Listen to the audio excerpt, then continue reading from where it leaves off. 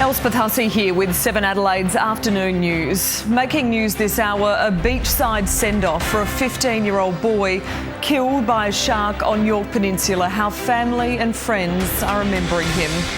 Scorcher alert. Adelaide braces for its hottest day in more than a year. We have the crucial advice from health authorities. Chain reaction. Drake slams Woolies for its Australia Day boycott. The unusual device taking the sting out of needles for kids, the Adelaide trial. And the Duchess of York's shock new cancer diagnosis. Live from Adelaide, 7 News starts now. Good afternoon. There have been heartbreaking scenes as a teenage shark attack victim was farewelled at Seaford. Hundreds of Kai Cowley's family and friends packed the beach for the moving service, then formed a guard of honour for the popular 15-year-old. Hannah Ford has the story. Loved ones lined the shore at Kai Cowley's favourite surf break, the Bowl, here at Seaford, to say goodbye. One of his surfboards adorned his coffin. 6 others were displayed along the beach. Kai's mum and dad and younger brother comforting one another as they remembered a beautiful boy with a cheeky smile. They told how the 15-year-old loved water before he could even walk and started surfing when he was just 7 years old. The teenager's life was cruelly cut short 3 days after Christmas when he was mauled by a suspected great white shark at Ethel Beach on SA's Yorke Peninsula. The horrific attack happened in front of Kai's father, who was watching from the sands. Kai also loved surfing down south, around Parsons and Waits. Most of the time it was beyond my ability, leaving me no choice but to sit on the beach and watch my beautiful boy do what he loved. My Hero by the Foo Fighters rang out as Kai's best mates carried his coffin through a long guard of honour. Loved ones saying their final goodbyes as Kai left his beloved beach one last time, his parents and little brother clutching his board. Family and friends will gather here again on Saturday for a paddle out in Kai's memory. Well, to some breaking news now, and a court has heard an Aldinga man accused of raping a 12-year-old girl on a southern suburbs train is a convicted child sex offender. 21-year-old Dylan Lloyd, who's been diagnosed with autism and PTSD, is charged over the alleged random attack on the Seaford line on January 11. The prosecutor told the court CCTV and formal identification by the alleged victim places Lloyd at the scene. He was refused bail and will remain in custody until his next court date in August. The body of a father who was swept out to sea south of Port Lincoln has now been recovered. Dan Kojasia disappeared on Friday afternoon after he saved a group of children, including his own 2 boys, who got caught in a rip off Mary Ellis Beach. Police say the 43-year-old's body was found washed up on the shore around 8:30 this morning following an extensive 4-day search. Mr Kojasia and his family were regular visitors to Eyre Peninsula and had been staying at Tumby Bay. Well, now to dramatic pictures of the moment a Holden Hill home burst into flames, forcing a mother and son to run for their lives. It's believed the blaze was sparked by a power tool battery that had been left charging overnight. Mitchell Sariovsky has the details. This is the devastating aftermath of the blaze that's destroyed this Holden Hill home and reduced everything inside to ashes. And these were the frantic scenes that played out on the parade just before 2 this morning. Neighbours spilled onto the street as a mother and son's home erupts in flames. They made it out safely, but the man was taken to hospital and treated for shock. The fire came dangerously close to surrounding properties as firefighters moved in. This was the view from Ritesh Patel's backyard. Police knocked my door and I just opened the door and they said, you have a fire on your backside. So I didn't realize first. I said, okay, I have to go and check it. We could see the fire from our backyard. It was so big and tall. That's obviously the most important thing is, everyone getting out okay and and everyone's safe. So the 63-year-old woman and her 37-year-old son moved into the home to look after elderly family members who live next door. The families told 7 News they're just thankful no one was badly hurt and grateful to the emergency crews who tried to save their home. It's believed the $400,000 blaze was sparked by a lithium-ion battery left charging overnight. Nominations opened today for South Australia's voice to Parliament. The state-based voice was legislated last year ahead of the national referendum, which only had the support of a third of South Australians. So as not to be confused with the national voice, the hunt for local Indigenous representatives was delayed until today. There'll be lots of South Australians who could be well understood for not being aware that this process is underway, and it really stands in stark contrast to the fanfare that we saw last March. Nominations are open until mid-February, with an election to be held in March. The cost of living will dominate government crisis talks on Wednesday as Anthony Albanese recalls all of his MPs to Canberra 2 weeks early. But as Ben Downey reports, the opposition is labelling it political theatre. To the tune of nearly $500,000 by the opposition's calculation for normal travel allowances for MPs and staff to have this meeting before Parliament sits. Energy prices will be one of the cost of living focuses of this meeting, with the Albanese government striking deals with energy giants like Woodside to put more gas into the market to stop shortfalls and bill spikes. The difficulty for the government is providing relief without fueling inflation, something certain to spark internal party debate about, with the controversial Stage 3 tax cuts on the horizon. Whatever the subject, the opposition says it's a stunt. I don't think it's a very good look, Anthony Albanese, to bring your entire backbench to Canberra at great cost, line up of white cars at the airport to pick them up, line up of white cars at the lodge dropping them off for the party that evening. Come on, get a grip. Well, that's nonsense, of course. Ministers are here already this week. We were here last week. People will be here for the Australia Day pre-Australia Day address. I'm doing it at the National Press Club as well. Big supermarkets will soon be under the spotlight too for their role in the cost of living crisis, with a Senate inquiry examining their power to set prices. Rent assistance and childcare are also on the agenda of the meeting, which takes place on Wednesday. Casual workers are having trouble transitioning to permanent work, according to new data from the Bureau of Statistics. There are 2.7 million casual workers nationwide, but almost 500,000 would prefer to be permanent, earning more than $11 less on average each hour. The unions say employers are rorting the system, making it harder for casuals who would prefer secure work. 5% only of them have been able to get their jobs turned into permanent jobs. This is a crisis. This year, the government is expected to pass new laws giving casual employees greater powers. One of Australia's most infamous crooked cops, former Detective Sergeant Roger Rogerson, is dead. The convicted killer died late last night, days after suffering a stroke in jail. Many are saying good riddance. Their only regret, the crimes he left unsolved. Here's Chief Reporter Chris Reason. Good afternoon. Widely accepted as Australia's most crooked cop, Roger Rogerson was pronounced dead at the Prince of Wales Hospital at 11:15 last night, and there has been little sympathy in his passing. Last Thursday, the 83-year-old disgraced former New South Wales detective has suffered a brain aneurysm while serving time inside Long Bay Jail. He never recovered. He was doing life for the botched murder of 20-year-old drug dealer Jamie Gow, which critics said was just one in a long list of crimes committed, many during his 30 years on the force. Perhaps most infamously, the shooting of drug dealer Warren Lanfranchi in 1981. Warren's family showing no mercy today. Rogerson won't be missed by many. A murderer, a drug dealer, and eventually proven to be a serial killer. It's the end of an era, and it's a good thing to be able to say goodbye to that corruption that was rife in the 80s. It was a lifetime of, in many cases, dishonour to the New South Wales Police Force. I don't have anything further to say about him. I think it does for a lot of people, but yeah, look, I'm not going to speak ill of the dead. Rogerson was also linked to the killings of Lanfranchi's girlfriend, Sally Ann Huckstep, and notorious hitman Christopher Rent-A-Kill Flannery. There may be others, say experts. He was also believed to be behind the shooting of fellow police officer Mick Drury, who'd refused a bribe from Rogerson. He was eventually dismissed from the police in 1986. In total, he served 4 separate terms in prison.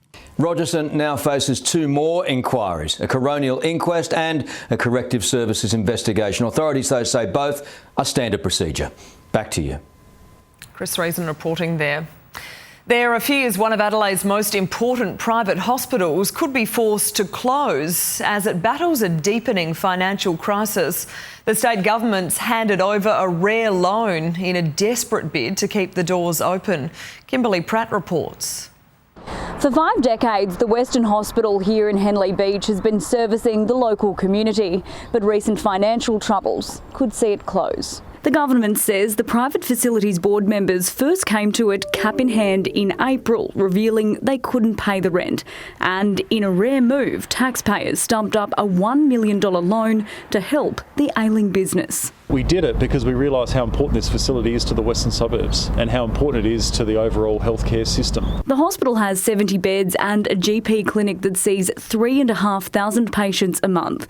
It also offers specialist care services on site, including radiology, pathology and oncology. The closure of the Western Hospital could also have significant impacts on the broader health system, both at the QEH and at the Royal Adelaide Hospital. The hospital CEO says we're all working toward an outcome to ensure the hospital remains open, vibrant and accessible. Currently, Australian Unity owns the building while the business is run by a group of health professionals, but they're desperately looking for another private operator to take it over. The government's given the hospital until the end of the month to pay back the loan, but says the deadline is flexible as long as the doors stay open. South Australians holidaying in Queensland are being told to brace for wild weather with a cyclone watch issued for communities in the far north. A tropical low is swirling about 800 kilometres off the coast of Townsville and is expected to intensify into a severe Category 3 system in the coming days. The rain, the winds, the flooding and the marine conditions are our biggest concern with tropical cyclones. So extremely heavy rain, locally intense rain across fairly wide areas of the coast combined with destructive winds. Cyclone Kirrily is forecast to bring extremely strong winds between 160 and 220 kilometres an hour. Cricket Australia has found itself at the centre of fierce debate over the date of our national holiday. The term Australia Day will only be mentioned in passing during the Gabba test on January 26. Sally Guite explains. Good afternoon. Well, Cricket Australia has weighed in on the debate surrounding January 26, choosing to omit using the term Australia Day during an upcoming test match here in Brisbane. Australia's men's team take on the West Indies at the Gabba from Thursday, with day 2 of the match to fall on the public holiday, set to be marked in passing by the ground announcer. Much like the day itself, the decision is dividing opinion. The New South Wales Premier hoping cricket authorities will rethink the call. Although they're great cricketers and they're wonderful officials, the vast majority of Australians want Australia Day. We need to stop looking for areas in which we can be outraged. I think it's an important day for Australia, and I certainly will be participating in all the events. I think Australia Day is more like Invasion Day, to be honest. I think just the history behind it. Personally, I don't agree with that. I think, it's Australia Day, it's, you want to play cricket, but to keep the politics out of cricket. It was a controversial move by Cricket Australia to stage the match on the public holiday. Way back in May, when the scheduling was announced, 2 high-profile Indigenous stars, Ash Gardner and Scott Boland, voiced concerns about the decision. Cricket Australia says they want to acknowledge the day means different things to different people, encouraging all to enjoy the cricket while being inclusive and respectful of each other. And January 26 is stirring up plenty of debate here in SA too, with Drake's supermarkets taking a swipe at Woolworths over its Australia Day boycott. Those details are coming up next. Also ahead, Fergie's new battle, the royal family rocked by another health scare. Donald Trump's race to the White House gets a boost with a shock withdrawal. And the unusual device taking the sting out of needles for kids and creating a real buzz for parents. Independent supermarket Drake's has given two of its competitors a whack for refusing to stock Australia Day merchandise. The retailer says it's giving customers the choice, and if they don't like it, they can shop elsewhere. Tom Johnson reports. Drake's is standing by its Australia Day products as the storm intensifies over whether they should be sold. The locally owned chain is proudly stocking flags, cups and even tattoos on its shelves after branding Woolworths Wokeworths in a social media post. We're about letting our customers choose what they want to buy, and it's all about choice. And in this case, I know, I've been on the shop floor, our customers want Australia Day merch, so we'll provide it. Woolies says diminishing demand is the reason Australia Day merchandise was pulled. Aldi won't stock it either. But shoppers today were eager to get their hands on patriotic paraphernalia. We should be entitled to have a choice. There's just not enough around. I've found it really hard to find anything this Australia Day. Good on Drake's. And what do you make of Woolworths saying no to it? No to Woolworths. Our exec teams, they're not people that sit in offices in Double Bay and Bondi. You know, they are on the shop floor speaking to our customers, and the overwhelming majority of our customers really do want to support Australia Day. But the retailer admits not everyone supports its stance. Some have even threatened to boycott.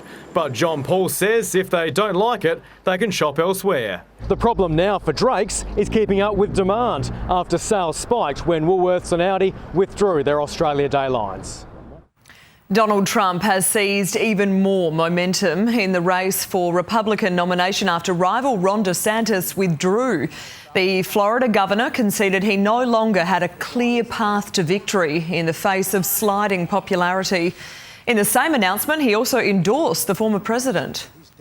He has my endorsement because we can't go back to the old Republican guard of yesteryear, a repackaged form of warmed-over corporatism that Nikki Haley represents. I also look forward to working with Ron and everybody else to defeat crooked Joe Biden. We will have to get him out. We have to get him. His withdrawal means Nikki Haley is the final candidate standing between Donald Trump and the nomination. Trump and Haley will go head-to-head for the primary in New Hampshire this week. The royal family has been rocked by another health scare. The Duchess of York, Sarah Ferguson, has been diagnosed with skin cancer, a malignant melanoma discovered during treatment for breast cancer. Welcomed back into the family fold, last Christmas the Duchess of York joined the royals at Sandringham for the first time in more than 30 years. Now she's become the third royal this week to share she is undergoing medical treatment. A spokesperson for the Duchess confirming she has skin cancer, just 6 months after she was treated for breast cancer. Because, of course, your mind goes into, oh, my goodness, I've got to have a mastectomy, and you look it up, and it's all so terrifying, and this is what's going to happen, and then I'm not going to see my grandchildren grow up. That's what goes through your head. Following her mastectomy, she had breast reconstructive surgery. It was then that a cancerous mole was removed. The update comes just days since Prince William visited the Princess of Wales in hospital as she recovers from planned abdominal surgery. While it was also announced the King would soon be treated for an enlarged prostate, marking a new royal era in transparency. Things have changed, and I think it's a generational change. I think that the next generation are happier to talk about their physical ailments and, of course, in certain cases also their mental stresses. We've had a certain amount of that over the years as well. It's hoped this openness about their health can help others. The Duchess of York now encouraging people to check their moles. People who've used tanning beds, have a family history, or who have her skin colour and hair colour are at higher risk. And I really hope that this means more people will come forward and be aware of their risks. Despite the distressing diagnosis, the Duchess is said to be in good spirits and will now undergo further tests to make sure this cancer has been caught in its early stages. Heather Richardson, 7 News. Time for a look at sport now. Hazy, what have you got for us? Tough watching the tennis last night, Elle. Heartbreak in the fourth round once again for Alex de Minaur. We're going to hear from the disappointed Aussie, and we'll have an update on Usman Khawaja and his availability as the Aussies prepare for the second test. All that and plenty more a little bit later on. We'll check in again soon. Thank you, Hazy. We're bracing for the hottest day in more than a year tomorrow. We'll have the latest warnings for you after the break. Also ahead, taking the sting out of your next blood test. The Adelaide Clinic's offering an unusual new tool to combat needle phobia. How it works. 2 kilometres of lava, thousands forced to flee their homes in Indonesia. What holidaymakers need to know. More rights and responsibilities for dads. The new Australian push. And how you can get your hands on the ultimate garden ornament for your backyard. Well, time for a quick check of the weather now. And Adelaide is bracing for its hottest day in more than a year tomorrow. Live now to Casey, who joins us from Semaphore. Case, health authorities are warning us to avoid the beach tomorrow. Our temperatures are set to soar well into the 40s across much of the state, with Adelaide in for a forecast top of 41 degrees. Now, 41 is a top temperature not seen in the city since December 2022, and that has led health authorities to issue a warning about the impacts of this extreme heat on the human body, suggesting if you do plan on heading to the beach to cool off, do so early in the morning or later in the evening. As for the rest of the day, in a bid to avoid heat stroke, the advice is to stay indoors with the blinds and windows shut, with the air conditioning on, and drink plenty of fluids. And I'll be back with a closer look at tomorrow's extreme heat right across the state later this hour. Elle? Thank you, Casey. We'll check in again soon. Anyone with a needle phobia will know just how frightening a vaccination or even a blood test can be. But there's now a drug-free device that can block the pain, and it's creating a real buzz with both children and their parents. Ash Kanowski has the details. If you're a family that regularly battles with needle phobias, Buzzy could take the sting out of your next blood test. Little Margot's a regular patient, but that hasn't made the process any easier. And you're having a screaming baby there for 5-10 minutes and you've got to sort of wait for them to calm down. It's not fun for anyone. That's until she started using Buzzy. I mean, just having Buzzy just come in, whack the thing on your arm, makes it a lot easier. We've had children use Buzzy feeling very anxious when they come in and going out with a smile on their face. The little bee is strapped around the patient's arm while the blood is drawn. It's not just a distraction, there's science behind it too. He has cold wings and he has a vibration which both bombard the nerves and reduce the pain sensation that the child feels. The trial's now been running for 6 weeks at this site in North Adelaide and one in Port Augusta. Given it's proving so successful, there are now plans to roll out the device at more sites. Giving them another thing to try to help them make it less uncomfortable will just, in the end, by the time they get older and more mature, they've got those skills to deal with it. While the SA pathology trial has only centred around use in children, adults are able to ask for it too. What a brilliant initiative. Well, the Premier says local workers are the big winners as government contracts inject an additional $4.6 billion into the SA economy. It comes as one local company delivers the first major milestone of the Torrens to Darlington project with the completion of a link road at Tonsley. When businesses such as ours perform work such as what we have behind us, not only do the 60 employees that Badavco employ benefit, so too do all of the subcontractors which perform work for us. The economic boost has been driven mainly through construction, residential care and healthcare contracts. A volcanic eruption has forced thousands of people to leave their homes in Indonesia. Lava could be seen travelling up to 2 kilometres from Mount Merapi as clouds of ash blanketed several villages on the densely populated island of Java. Residents living near the crater's mouth have been told to stay at least 7 kilometres away. Mount Merapi is Indonesia's most active volcano. Some high-profile dads are getting behind a push for better paid parental leave so men can have the opportunity to get more involved in their kids' lives from the very beginning. Angelique Opie has the details.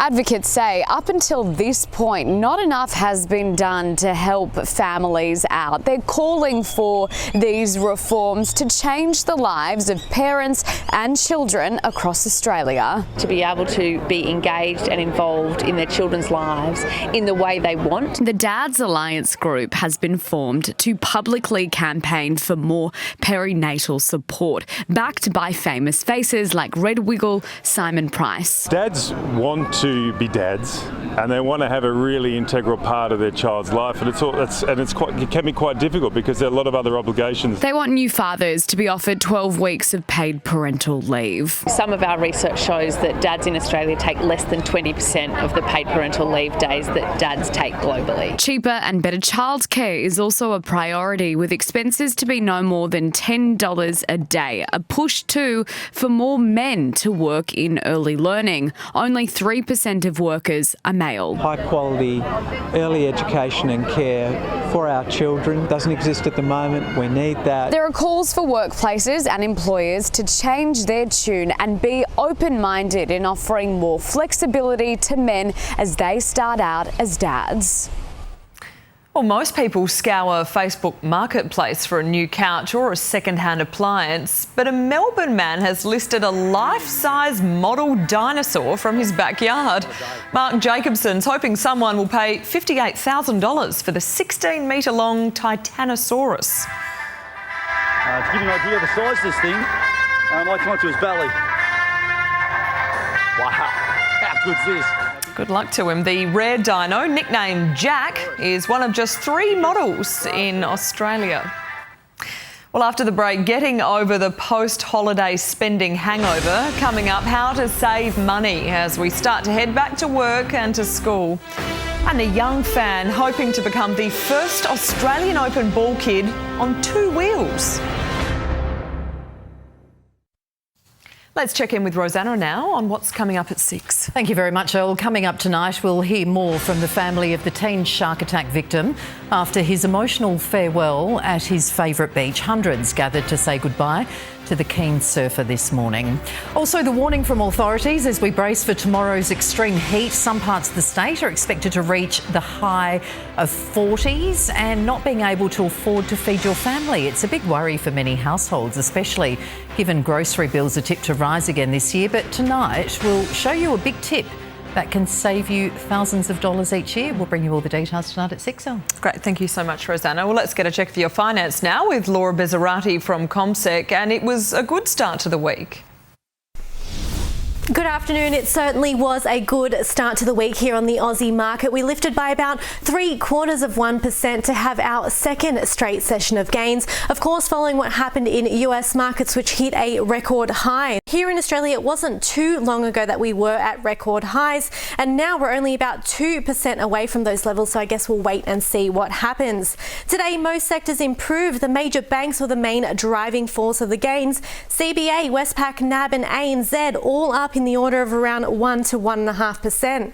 Tech stocks also climbing higher, tracking the improvements in the US. But on the other hand, our miners held us back today. Lithium miner Liontown hit a 1.5-year low after announcing it lost $760 million in funding for its key project. That was on the back of falling lithium prices, and those falls spread across many of our other lithium miners today as well, which dragged on our mining sector. And South32 was another weight after reporting a sharp drop in coal output over the quarter. Finally, the Aussie dollar is lower, currently buying 65.9 US cents. Thank you, Laura. Well, as South Australians head back to work and school, many are also back to reality. It means budgets that have blown out over the holidays can no longer be ignored. But there are ways to save, as Sean White reports. It's something many of us could get a little better at, getting smarter with our savings. Research shows saving money is the #1 New Year's resolution for Aussies, with almost half of us making it our goal in 2024. But where do you start? Mark Serrels is the editorial director of Choice, the leading consumer advocacy group in Australia. His team has crunched the numbers to find out how Aussies can save up to $7,200 on their everyday spending each year. The secret lies in 6 simple switches. The first is turning off your appliances at the power point. That can save you up to $240 a year. Some of the biggest energy guzzlers are washing machines, dryers and printers because they run on standby power. You can also save up to $1,700 annually by switching health providers, and around $285 by changing energy companies. Do some research, get some other quotes, and then when you call up and you say, look, you're charging me this amount of money and I'm getting offered this amount of money over here. Why is it increasing so much, and can you discount the price for me? Changing how you do the laundry will put money in your pocket too. Switching to a cheaper detergent, ditching fabric softener, line drying your clothes, and washing a full load of clothes on a cold cycle rather than small loads in warm water could save you up to $970. Moving into the supermarket aisles, spread your weekly shop across multiple stores. Apps like Half Price, Shop Fully and Frugal will do the hard work for you so you know where the best deals are. Sean White, 7 News. With the Australian Open in full swing in Melbourne, Australia's first wheelchair ball kid has hit the court. The pilot program, using specially designed technology, hopes to provide a pathway for kids with a disability to achieve their dreams. Here's Kate Massey. Well, it's a dream for many junior tennis players to be involved at the Australian Open as ball kids. I'm joined with Sunny, who's hoping to be the first wheelchair ball kid. Sunny, talk us through the program that you're involved in at the moment to help you get there. Oh, well, yeah, thanks to MasterCard, I've been able to be the first ever wheelchair ball kid. So without them, this probably wouldn't be happening right now. I'm finding the program really fun, and all the other ball kids are really encouraging to me. And my coach, Diana, she is helping me with the drills, and if there's any drills that's harder for me in my wheelchair, she finds a way around it and makes sure I can do the same drills as the standing up ball kids. You've got a really good role model in Heath Davidson. Can you talk us through your relationship with him? I've known him since I was 5, and he's one of the reasons that I started playing wheelchair tennis. So he invited me on court after his match in the Aussie Open and introduced me to my coach that I have now, Crumpy, and yeah, we've always been great mates ever since. What a gorgeous little kid Sonny is. Not short of a word. He was great under interview. Yeah, plugged the sponsors at the start there as well. He's got all the tips. Tell me, Hazy, Cricket Australia's made a call on Usman Khawaja. Yes, they have. Of course, copped that nasty bouncer in the last test. He's been monitored. He's had another concussion test today. We'll tell you exactly what's coming up with him a little bit later on. Also ahead, we're going to catch up with his teammate Alex Carey as the Aussies look to finish off a perfect summer. Also ahead, power superstar Zach Butters on why his side is ready to take the next step.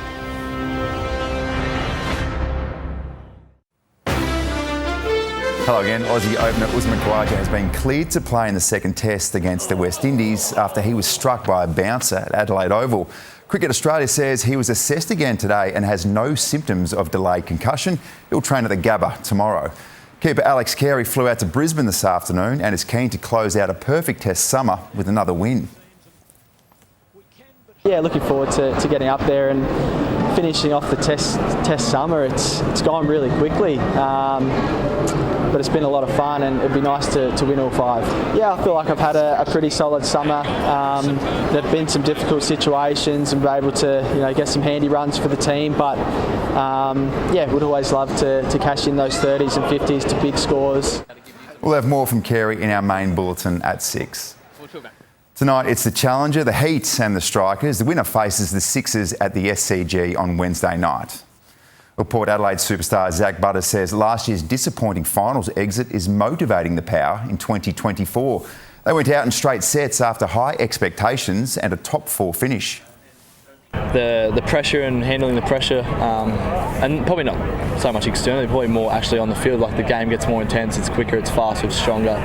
But probably from a midfield group and a team perspective, that defence ramps up a lot, and I feel like probably as a team we probably didn't meet the level required in finals footy of our defensive standards, so that's what we're working. We'll have more from Butters in our 6 o'clock bulletin. A significant day for Crows midfielder Harry Schomburg, who had his first running session since rupturing his Achilles. His teammates marked the moment with a round of applause. Ruckman Riley O'Brien's recovery from appendix surgery is ahead of schedule, and prize draft pick Daniel Curtin had an extra fan on hand with his mum at Westlakes this morning. The Crows are on their way to Robe, the hometown of skipper Jordan Dawson, for a 3-day camp. Australia's 48-year men's drought continues, with the agony awfully clear for Alex de Minaur. After being knocked out of the Australian Open, he was up 2-1 against hot-headed 5th seed Andrei Rublev. De Minaur capitulated, dropping the last 2, 6-love in the 5th, to lose in the 4th round for a 3rd straight year. There's our man, Alex. It's completely changed because now I'm sitting here and I'm absolutely devastated because I saw it as a great opportunity and a match that I strongly believe I could have won, but it just slipped away. Rublev will play fourth seed Yannick Sinner in the quarters. Ukrainian qualifier Diana Yastremska stunned two-time champion Victoria Azarenka to book her place in the last 8, refusing to shake the Belarusian's hand afterwards. She'll face unseeded teen Linda Noskova, who progressed when Elena Svitolina retired hurt from their fourth round clash. The A-League clash between Central Coast and Melbourne City got very heated last night. With scores all locked up, Angel Torres slotted the match winner in the 88th minute before chaos descended in stoppage time when an all-out brawl broke out involving every player. There's a little bit of afters with Antonis and Farrell, and the players have come from everywhere here. The Mariners are now fourth on the ladder. Liverpool has retained its first place position in the Premier League with a 4-0 second half thumping over Bournemouth, while Sheffield United drew 2-2 with West Ham as both teams were reduced to 10 players. Ollie McBurney snatching a late penalty for the Blades at the death. Desperately grappling for a route off the bottom of the table, and that goal is crucially important. West Ham was denied a penalty just minutes later. Well, the rematch of last year's Netball World Cup final produced another thriller between Australia and England at the Nations Cup in London. Trailing by 2 points in the final quarter, the Diamonds came back to win 61-59, although Paige Hadley believes there is a need to be more level-headed. I think we got overawed by the crowd and the emotion and the I guess, perceived pressure. So for us, it's about sticking to our game plan. New Zealand defeated Uganda 65-60. There's a fairy tale unfolding in the NFL playoffs. The Detroit Lions beat the Tampa Bay Buccaneers 31-23 to move within one win of the Super Bowl. They'll face the 49ers in their first NFC Championship game in 32 years.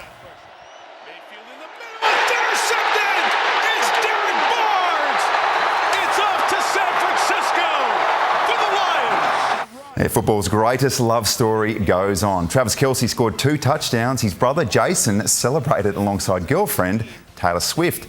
Kansas City Chiefs beat the Buffalo Bills 27-24 to march into their 6th straight AFC Championship game to face Baltimore. Can't wait for the BBL tonight, Elle. The Strikers are playing with this nothing-to-lose type mentality, and it is absolutely working a treat. Fingers crossed they can go all the way. Wouldn't that be brilliant? Thanks, Hazy. Well, Adelaide is bracing for its hottest day in more than a year tomorrow. Casey will have those crucial forecast details and warnings for you after the break.